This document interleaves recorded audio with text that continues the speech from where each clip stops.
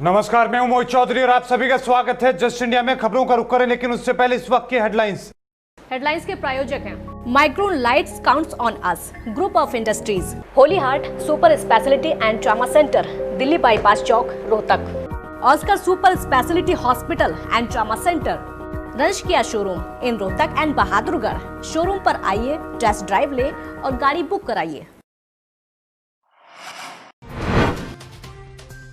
भारत में तेजी से बढ़ रहा है कोरोना का प्रसार। पिछले 24 घंटे में 9,887 नए संक्रमित आए सामने, 294 लोगों की हुई मौत।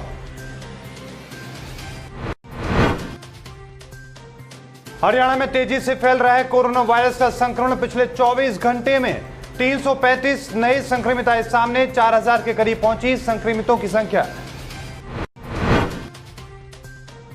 हरियाणा में सोमवार से खुलेंगे सभी धार्मिक स्थल। मुख्यमंत्री ने बैठक के बाद लिया फैसला। सुबह 9 बजे से शाम 8 बजे तक ही खुल पाएंगे धार्मिक स्थल।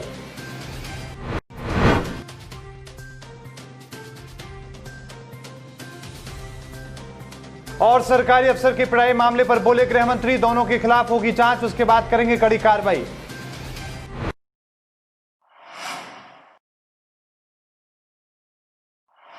अब खबरें विस्तार से। भारत कोरोना महामारी से बुरी तरीके से प्रभावित होने वाला दुनिया का छठा देश बन चुका है। भारत ने इटली को पीछे छोड़ दिया है। भारत से ज्यादा मामले अब अमेरिका, ब्राजील, रूस, स्पेन और ब्रिटेन में ही हैं। देश में कोरोना महामारी के मरीजों की संख्या 2,36,000 से ज्यादा हो चुकी है, जबकि इटली में 2,34,000 से कुछ अधिक है। शनिवार को भी 8,500 से ज्यादा नए मामले सामने आए और 250 से अधिक लोगों की मौत हो गई। हालांकि केंद्रीय स्वास्थ्य मंत्रालय की तरफ से सुबह 8 बजे जारी बुलेटिन के मुताबिक देश में पिछले 24 घंटों में 9,887 नए मामले सामने आए हैं और 294 लोगों की जान चली गई है। इसके साथ ही मरीजों की संख्या बढ़कर 2,36,657 हो चुकी है और 6,642 लोगों की जान चली गई है।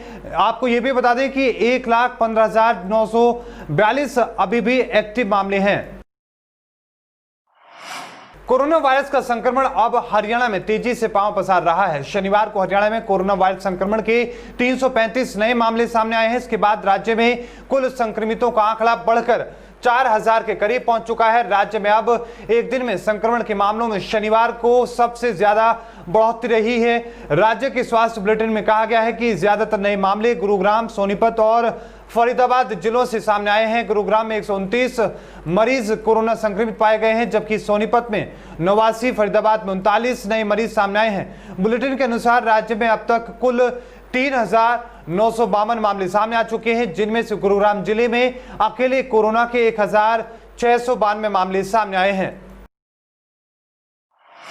प्रदेश में अब जिस प्रकार से कोरोना के मामले बढ़ रहे थे, उसके अनुसार यमुनानगर अब तक बिल्कुल सेफ नजर आ रहा था, लेकिन जिले में अचानक कोरोना का बम फूट चुका है। जिले में एक ही दिन में 9 मामले कोरोना पॉजिटिव सामने आए हैं। जैसे ही उनकी रिपोर्ट आई तो विभाग ने उस एरिया को सील कर दिया और उसे कंटोनमेंट जोन घोषित भी कर दिया। वहीं आपको यह भी बता दें कि विदेश से आए व्यक्ति को भी कोविड अस्पताल में आइसोलेट कर दिया गया है। दिल्ली से हमीदा की आत्मापुरी कॉलोनी में 5 महीने की गर्भवती महिला हुई थी, उसका सैंपल भेजा गया था तो वो भी कोरोना पॉजिटिव निकली है। उसके बाद महिला को कोविड अस्पताल में रखा गया, उसके साथ उसके 3 साल का बच्चा भी था।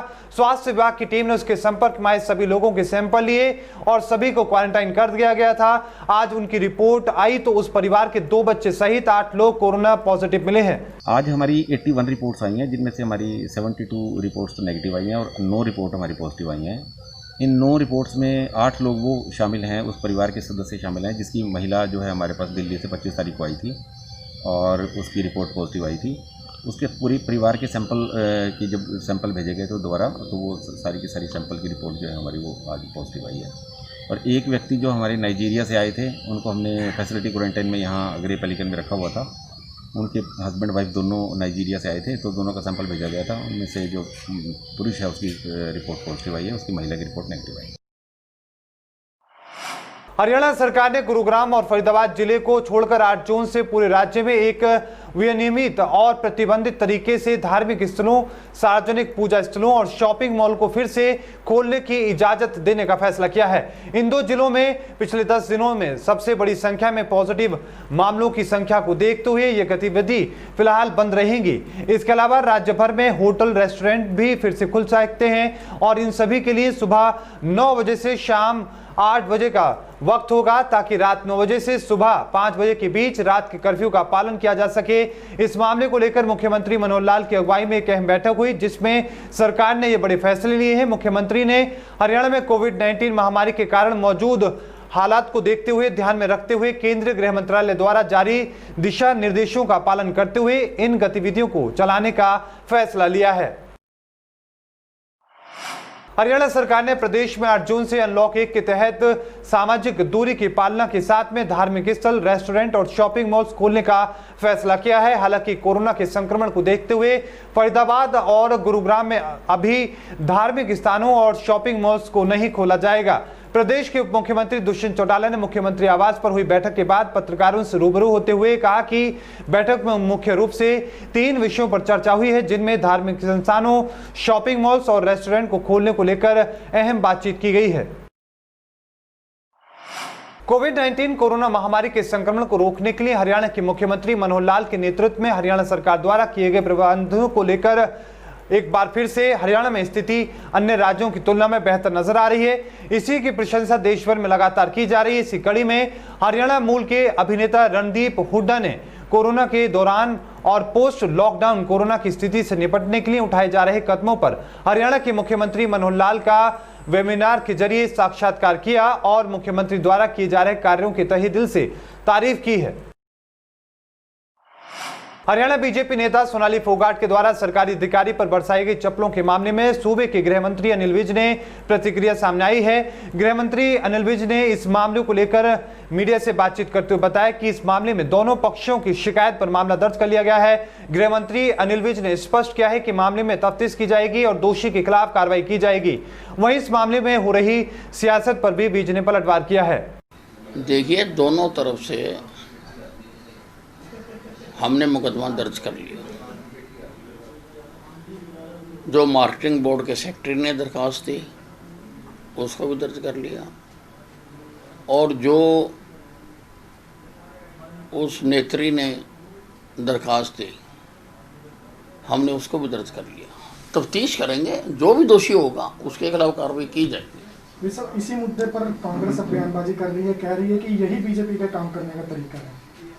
कांग्रेस के पास तो और कोई काम नहीं, स्वयं बोलने के, उनके अल्ले पल्ले कुछ नहीं। कोरोना महामारी के चलते जहां लंबे अरसे से देश भर के मंदिर के कपाट बंद थे, अब भारतवर्ष में लगातार सरकार के फैसले के बाद अब 8 जून से धार्मिक स्थल और मंदिर खोलने का फैसला लिया गया है। मंदिर प्रबंधकों ने मंदिर खोलने की पूरी तैयारी कर ली है, तो वहीं सोमवार से मंदिरों और धार्मिक स्थलों को खोलने के लिए कुरुक्षेत्र में तैयारियां जोरों पर हैं। कुरुक्षेत्र का प्राचीन स्थानेश्वर महादेव मंदिर, श्री जयराम विद्यापीठ मंदिर आदि में श्रद्धालु दर्शनों के लिए बड़ी बेसब्री से इंतजार कर रहे हैं। मंदिर के सेवकों ने पूरे मंदिर परिसर को सैनिटाइज करने का काम तेज कर दिया है और साफ सफाई भी की जा रही है। फिलहाल बिना मास्क आए लोगों को मंदिर में जाने की इजाजत नहीं होगी और किसी भी तरह के फूल मूर्तियों पर चढ़ाने की इजाजत नहीं होगी। तो इसके लिए जो भी हमें जहाँ से भी ज्ञात हुआ है, चाहे वो हमें इलेक्ट्रॉनिक मीडिया से हुआ या समाचार पत्रों के माध्यम से, जैसे कि सैनिटाइज़र की व्यवस्था करना, सोशल डिस्टेंसिंग मेंटेन करना और साथ में मास्क की व्यवस्था करना, क्योंकि कुछ श्रद्धालु ऐसे भी होंगे जो शायद मास्क डालकर ना आए, तो उनको मंदिर की तरफ से मास्क की उपलब्धता कराई जाएगी। साबुन वगैरह की, पानी की पूर्ण व्यवस्था रहेगी ताकि वे हाथ पांव धोकर मंदिर में एक गेट से एंटर करें और दूसरे गेट से बाहर निकल सकें। इसके लिए मुख्य द्वार पर सिक्योरिटी गार्ड को भी तैनात किया जाएगा। नेशनल हाईवे पर कुरुक्षेत्र के समानी के पास प्रवासी मजदूरों को जालंधर से उत्तर प्रदेश छोड़ने जा रही सवारी बस में आग लग गई, जिसे पुलिस और फायर ब्रिगेड की तत्परता के चलते बुझा दिया गया, जिससे बड़ा हादसा होने से टल गया। क्योंकि हादसे के समय बस में 31 मजदूर सवार थे। मौके पर मौजूद सुरेंद्र कुमार ने बताया कि जालंधर से उत्तर प्रदेश जा रही बस का इंजन गर्म हो गया और उसमें एकाएक आग लग गई। उन्होंने कहा कि पुरानी बस में तकनीकी समस्या के कारण ये आग लगी होगी। हालांकि जांच के बाद ही आग लगने के असली कारणों का पता चल पाएगा। ये सवारियाँ लेके आई है जिन्होंने यूपी में जाना जालंधर से, और यहाँ ये कोई गर्म हो गया इंजन अचानक, उसकी वजह से आग लगी एकदम। हमने बैठे देखा यहाँ पर, साथ के साथ जवान आए और हम आके तो पानी का इस्तेमाल करके उसको आग को बुझा दिया और सवारी सकुशल वापस नीचे उतार दिया। सर कितनी सवारी है इसमें? नियर अबाउट 30 तक। सर कोई इंजरी वगैरह तो नहीं? कोई इंजरी नहीं। कुछ कारण पता लगा सर? क्या कारण अभी नहीं पता लगा, बस वही है चल के आई है, पुरानी गाड़ी है, पानी वगैरह उसमें ठीक नहीं, उसमें से कुछ बात आग लगी। हरियाणा में लॉकडाउन का उल्लंघन करने वालों के खिलाफ कार्रवाई लगातार तेज हो चुकी है। अब ऐसे में रोहतक में भी तेजी से चालान किए जा रहे हैं। शौरी मार्केट में नियम तोड़ने वाले 5 दुकानदारों के खिलाफ कार्रवाई की गई है, जिन पर 2-2 हजार रुपए का चालान भी ठोका गया है। आपको बता दें कि लगातार वार्निंग के बाद भी, चेतावनी के बावजूद भी दुकानदार ना तो सोशल डिस्टेंसिंग का पालन कर रहे थे और ना ही दुकानों का सामान दुकानों के अंदर रख रहे थे, जिसके चलते ऐसे दुकान मालिकों के खिलाफ प्रशासन की तरफ से कार्रवाई की गई है। आपको बता दें कि लगातार प्रशासन की तरफ से पहले भी चेतावनी देती जाती रही है कि किसी भी तरह की कोई लापरवाही ना बरती जाए, दुकान पर ग्राहकों की भीड़ इकट्ठी ना होने पाए, ताकि इस महामारी के दौर में इस प्रसार को, इस संक्रमण के प्रसार को होने से रोका जा सके। खबरों के प्रायोजक थे Pramod trading company, tiles, sanitary ware, Ghanipura, Jhajjar road, Rohtak. Corona को हराना है, देश को जिताना है। सभी कोरोना फाइटर्स को सलाम। शर्मा जी, दीमक वाले, नाम ही काफी है। Asian colour coated Ispat limited. Be Fast Fit, India's fastest growing fitness chain, now at Rohtak D Park.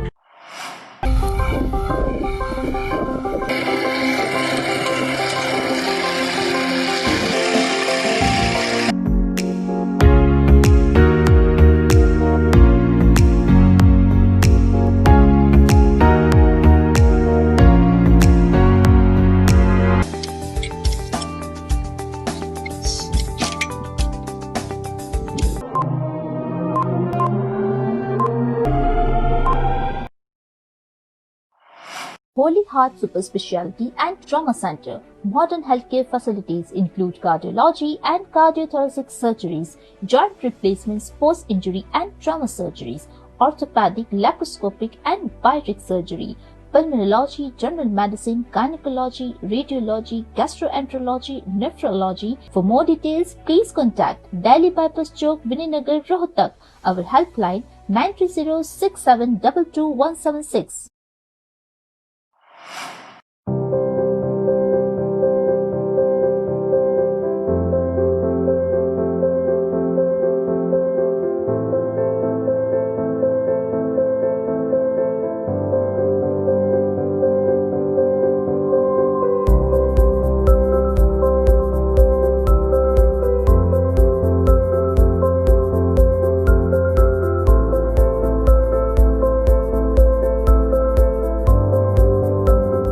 Offer का लाभ उठाने आइए IFV point Rohtak, Sonipat road near railway crossing, Rohtak.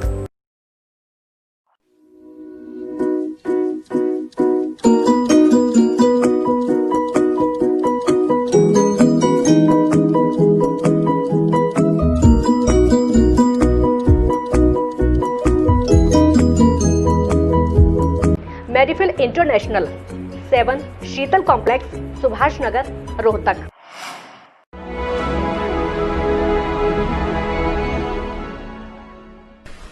चाचा, आपने नया घर बनवाया है तो घर की छत पर कौन सी शीट लगवाई है? बेटा, मैंने अपने घर की छत पर एशियन शीट लगवाई है, क्योंकि वो कभी न मिटने वाले ओरिजिनल निशान की चादरें हैं। साथ में ISI का चिन्ह, 5 साल की वारंटी के साथ साथ पैसों का सही मूल्य देने वाली वही इकलौती शीट्स हैं। क्योंकि नाम नहीं, पहचान जरूरी है। और इस बुलेटिन में अभी के लिए इतना ही। देखते रहिए जस्ट इंडिया। मुझे दीजिए इजाजत। धन्यवाद।